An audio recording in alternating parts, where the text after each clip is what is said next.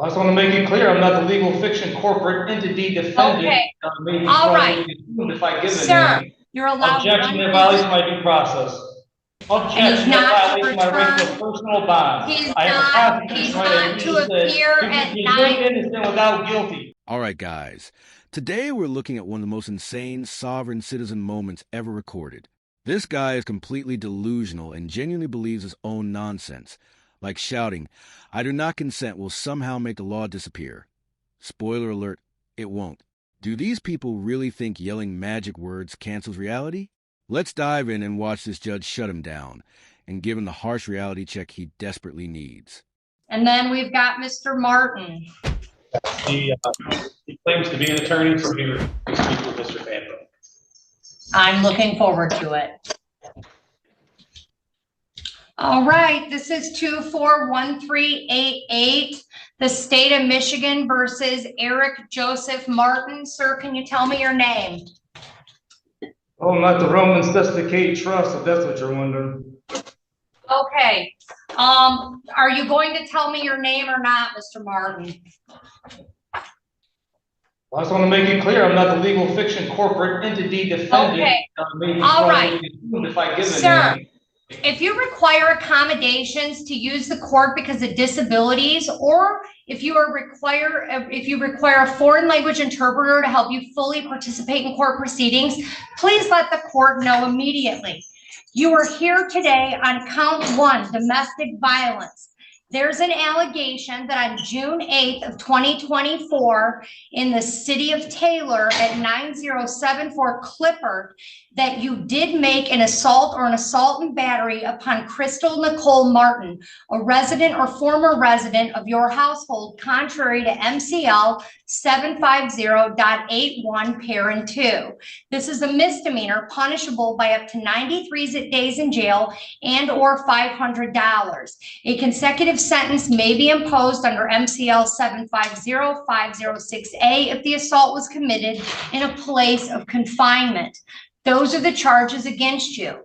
You've been brought to court on a misdemeanor charge, and you have the following basic rights: to plead guilty, not guilty, or to stand mute.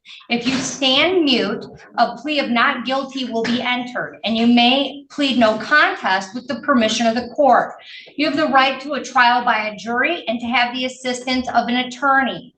You have the right to an attorney appointed at public expense if you are indigent, meaning you cannot afford to pay for an attorney. If the offense requires a minimum jail sentence, this charge does not have a minimum jail sentence. The court determines that it might sentence you to jail, and the appointing authority, which is the court, would decide if you are indigent and appoint counsel if you are eligible. You may have to repay the expense of the appointed attorney, and you may contest your ability to pay the ordered fees if the court attempts to collect any costs for an attorney, and the court must then determine your ability to pay. Mr. Fanto, a court-appointed defense attorney, is present in the courtroom. It's my understanding he attempted to meet with you, and he was advised that you did not want to speak with him. Is that correct? Because of the unfairness of the laws that would fraudulently assume, if I take a lawyer, that I would be giving up my right to be one of the sovereign people and be fraudulently assumed to be a legal fiction defendant. Yes, I have. Okay. Basically, his own attorney was trying to tell him to stop acting like an idiot, stop with the sovereign citizen nonsense, and grow up. But instead of listening, he decided he knew better and completely embarrassed himself on the record. Walking into court as a sovereign citizen is like walking into a spelling bee and refusing to spell. You've already lost. This guy seriously thinks that if he talks long enough and uses big words, the judge will get confused and dismiss the case. But that's never how this has worked and never will. I have refused that a lawyer Mr. Martin, me. if you have a trial, you have the following rights: to call witnesses to speak for you at trial, and you could get an order signed by the court to require those witnesses to come to court. You have a right to see, hear, and question all witnesses against you at trial. You have a right to be a witness for yourself or to remain silent. And if you chose not to be a witness on your own behalf, the prosecuting official could not comment on your refusal to testify. You also have the right to be presumed innocent unless proven guilty beyond a reasonable reasonable doubt. If you plead guilty or no contest and your plea is accepted, you will not have a trial of any kind, and you will give up the rights that I just listed to you. You also have the right to be released on bond. If you are now on probation or parole and you enter a plea of guilty, or a finding of guilt is made by a judge or a jury, it may result in a violation of your probation or parole. The court can sentence you to jail and fines plus cost. And the court must tell you on the record the name of the offense, the mandatory minimum jail sentence, if any, and the maximum possible penalty for the offense, including jail, fines, and both, which I've already done. Fines, costs, and other financial obligations imposed by the court must be paid at the time of assessment, except when the court allows otherwise for good cause shown.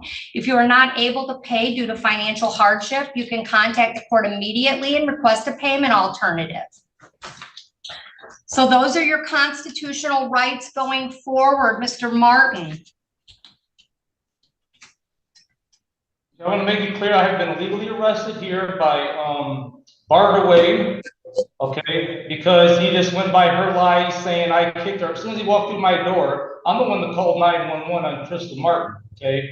All right, And, sir, you have a constitutional right to remain silent, and anything you say with respect to this case could potentially be used against you in a court of law. So I would advise you at this time to remain silent with respect to the actual facts or allegations listed in the complaint and misdemeanor complaint, which I've read to you. Sir, are you gainfully employed? I wish to finish, before I answer your questions, I will answer your questions. I want to finish exercising my First Amendment right, freedom of speech, and continue what I was. I genuinely want to know what's going on inside this guy's head right now, because the judge literally told him to stop talking for his own good, and his next move was blaming his sister. In what universe does throw your own family on the bus make a judge say, "Oh, wow, never mind, you're free to go"? Watching this is like watching someone try to put out a fire with gasoline, and the worst part is his confidence. He really thinks he's winning when he's actually destroying himself. Okay, sir, you are to appear in court as directed. I'm not going to argue with you, Mr. Martin. I understand your sovereign citizen argument. It's not the first time I've seen it or heard it. You are under the jurisdiction of this court. This court has jurisdiction under the Michigan Constitution and the laws of the state of Michigan. You are charged with a 93-day misdemeanor, sir. You've been advised of all of your rights. Okay, you have a First Amendment right, certainly, but you are here for an arraignment, not to lecture me on sovereign citizen beliefs, okay? I'm trying to get you through this and make sure you understand the process. You are to appear in court as directed. You're not to leave the state without permission of the court. You're not to commit any new crimes while released. You're to immediately notify the court of change of address or phone number. You're to have no contact with the complainant, Crystal Martin, in this case. Do you understand me? Well, I do not understand in that I do not stand under the charges, the false fraudulent charges, but I do comprehend. But as I was saying, I was illegally arrested in violation of my due process rights. There's not sufficient evidence for my arrest that I did any domestic violence. Bardaway just arrested me anyway. There's no video of me assaulting her. He did not see it. She just told a lie. I actually filed a PPO on her. Sir, do you understand that you're not to have no contact with Crystal Martin? And then you need to tell her, do not come to my house. She keeps coming to my house so she can set me up with these lies because my sister can't let her over. I have no, I don't want to contact her, but she needs to stop coming over to my house. You know, I'm living with her 33 years. Miss Maudlin, Let me finish talking. I have the First Amendment right to talk. I have the. Mr. Martin, it's clear to me at this point that you have no respect for the court. I believe that you're a danger. I can't get any information from you as to whether or not you have another place to reside, whether or not you understand the court's no contact provision. I need to know that you understand what I am telling you, because I am attempting to set a bond on your case. And if you want a bond on your case, you've waived your right to an attorney. And I'm trying to figure out, do you have another place to stay? Do you understand what no contact means? And if you're not going to express to me that you have an understanding of what I'm saying, and if we can't get on the same page about that, then I'm inclined to not give you a bond. Do you understand me, Mr. Martin? I comprehend you, yes. Okay, do you understand that I said you were to have no contact with Crystal Martin? Yes, but she needs to stop coming over to my house. I'm not trying to contact her. She's coming over to my house and she can make false allegations like this, set me up so she can have the whole house to herself, her and my sister. This is what the whole agenda is of her with my sister. Lisa Martin tried this before, even though I proved to the court before the video of my sister Lisa Martin trying to set me up with lies and try swinging at me, assaulting me. I have this on video, saying that Crystal Martin here. I have her on video swinging at me. In dealing with the prior case, she tried to bring me again. Oh no, poor little Eric. Someone get this clown a tissue before he starts full-on crying.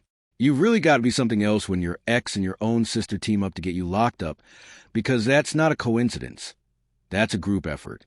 Like every other sovereign citizen, he takes zero accountability and blames everyone else, acting like there's some grand conspiracy where the judge, police, and even his own family all decided to ruin his life for no reason, when the real problem is clearly him. Okay. So, well, I have the evidence that she is aggressive towards me.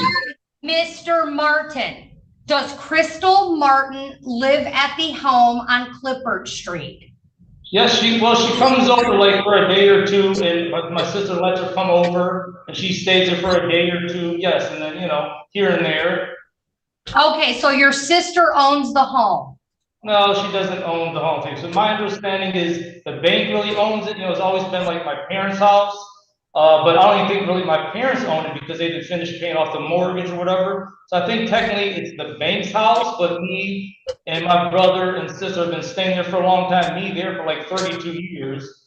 My parents have passed away now. So now it's like a fight with them two. They're trying to take over the whole house by coming with false allegations, by telling cops, oh, he assaulted me all the time. There's no evidence. It's not true. It's a lie. There's insufficient evidence in violation of my due process rights. But Bartaway arrested me anyways, and this is just what she wants. So they can have the whole house to themselves. I even filed a case with Crystal Martin. All right, so you're not to have contact with Crystal Martin. You're not to return to 9074 Clipper in the city of Detroit, or in the city of Taylor, I'm sorry. You're allowed Objection to violation of my due process. You cannot deny me my right to live at my house because of an unsupported allegation by her, which is a lie at that.